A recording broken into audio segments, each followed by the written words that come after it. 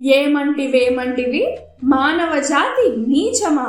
ఎంత మాట వైతరిని వరకు వెంటాడి వేధించి ముప్పు తిప్పలు పెట్టి మీ ధర్మ సూత్రములను మంటగలిపి పతి ప్రాణములను దక్కించుకున్న నారిమణి సావిత్రిదే జాతి.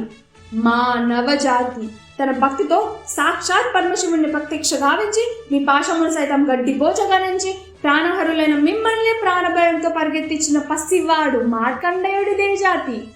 మానవ జాతి నీచమన్న జాతి మూలమును ఏనాడు అప్రతిష్ట మూట కట్టుకున్న మీరు నేడు జాతి జాతి అని మమ్ము అవహేళన చేయుటయా? ఎంత వివేకం, ఎంత అజ్ఞానం, ఎంత కుసంస్కారం! నేటి నుంచి దేవుడదిగుడు నరుడు అదుముడు అని కించ భావాన్ని కూటికి వెళ్ళతో సైతం పెక్కలించవేసదా? మొక్కులు పొందే ముక్కోటి దేవతలు, దిక్కులు నేల అష్టదిక్పాలకులు, మనుడునిచ్చే పంచభూతులు సైతం జయహోన్ నరుడా అని హర్షించి వెదిగి సింహాసాన్ని అధిష్ఠించదా?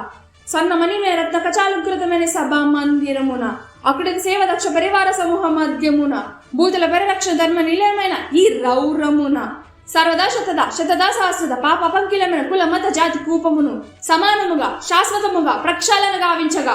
Any doubts?